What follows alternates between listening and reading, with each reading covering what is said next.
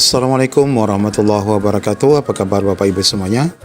Baru saja BKN berikan jawaban berkaitan dengan auto deteksi data Bapak Ibu. Nanti apakah akan mendaftar pada gelombang pertama atau gelombang kedua? Ini semua untuk guru nakes dan teknis. Nah, untuk memastikan itu BKN meminta agar Bapak Ibu tetap login di gelombang pertama. Bagaimana info lengkapnya, ikuti video ini sampai selesai. Baik Bapak Ibu, berkenaan dengan pendaftaran P3K yang ada 2 periode atau 2 gelombang, di sini sudah juga diposting oleh BKN melalui Instagramnya bahwa pendaftaran seleksi P3K dibagi 2. Periode 1 yaitu mulai 1 Oktober 2024 dan periode 2 mulai 17 November 2024. Kita sudah menjelaskan dan ini sudah diterangkan di dalam jadwal berkaitan siapa saja yang dapat mendaftar pada gelombang pertama atau periode pertama dan periode kedua. Namun di Instagram BKN sudah dijelaskan bocoran terkait apakah Bapak Ibu nanti dapat mendaftar di gelombang pertama ataupun gelombang kedua. Di sini disebutkan sebelum mendaftar dimulai besok, pastikan memahami apakah masuk kriteria pelamar periode pertama atau periode kedua. Simak kriteria dan ketentuan pendaftarannya di surat BKN sebelum mendaftar. Ini tentu terkait pembagian jadwalnya. Namun di sini dijelaskan for your info sobat BKN, soal masuk tidaknya di database BKN, selain kalian dapat mengkonfirmasi ke masing-masing instansi berkaitan dengan hasil uji publik ya, tempat Bapak Ibu bekerja, nanti ketika buat akun di portal SSCSN melalui inputan NIK akan terdeteksi ya otomatis apakah Bapak Ibu termasuk sebagai database non ASN ataupun tidak, sehingga jadi tahu bisa mendaftar di periode yang mana. Nah ini ya bocorannya jelas Bapak Ibu. Ini juga sudah dijelaskan oleh sosialisasi P3K oleh BKN berkaitan dengan pendeteksian NIK Bapak Ibu dalam database BKN nanti. Jadi apakah Bapak Ibu nanti mendaftar sesuai ijazah yang dulu pendataan atau tidak, itu tidak menjadi persoalan. Karena Bapak Ibu dianjurkan menggunakan ijazah terakhir. Tetapi untuk mengetahui Bapak Ibu terdata atau tidak, cukup dengan NIK saja. Nah ini jelas ya, memberikan jawaban bagi Bapak Ibu. Untuk itu tentu Bapak Ibu harus login saja ya, buat saja akun besok. Nah meskipun Bapak Ibu tidak langsung memilih formasi, karena mungkin terdeteksi sebagai yang tidak terdatabase di BKN, tapi Bapak Ibu bisa menyelesaikan pembuatan akun sampai cetak kartu akunnya. Kemudian Bapak Ibu, kita akan cek data Bapak Ibu apakah NIK ini terdata di partai politik.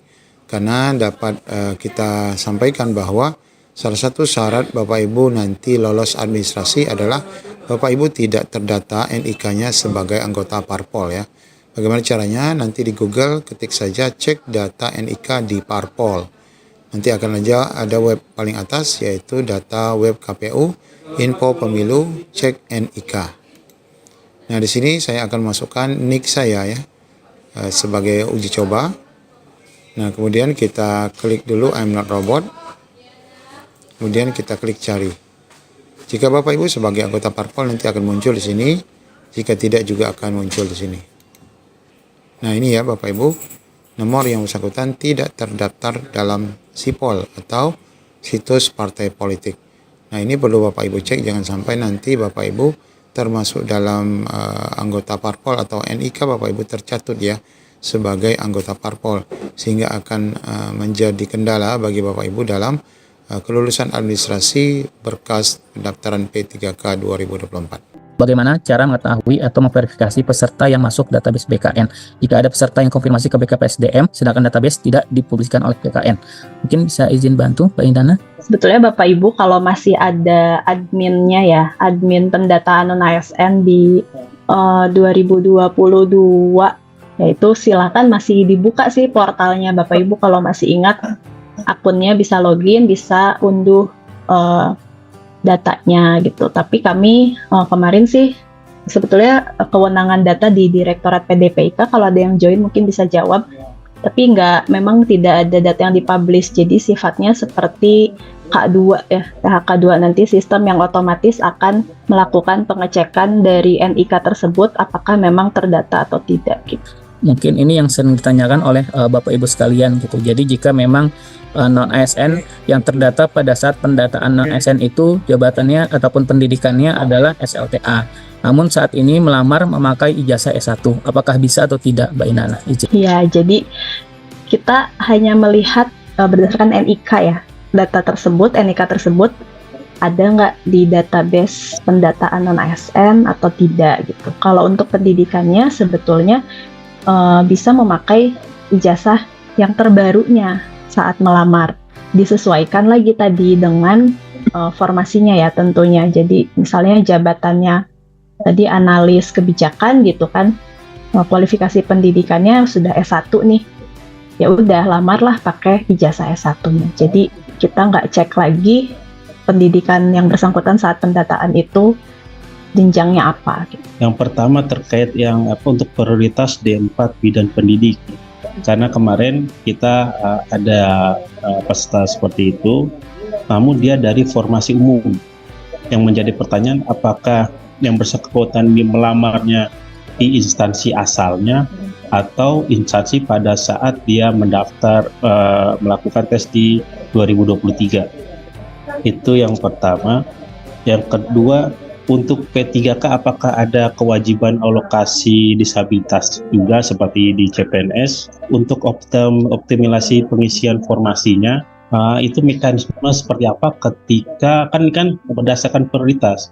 Jadi misalkan di satu unit kerja penempatannya A misalkan, yang ternyata pendaftarnya dari K2-nya itu nggak ada. Apakah diambil dari K2 dengan jabatan yang sama ataukah memang mereka langsung di bawahnya itu tenaga non ASN di unit penempatan tersebut. Mungkin itu aja, terima kasih.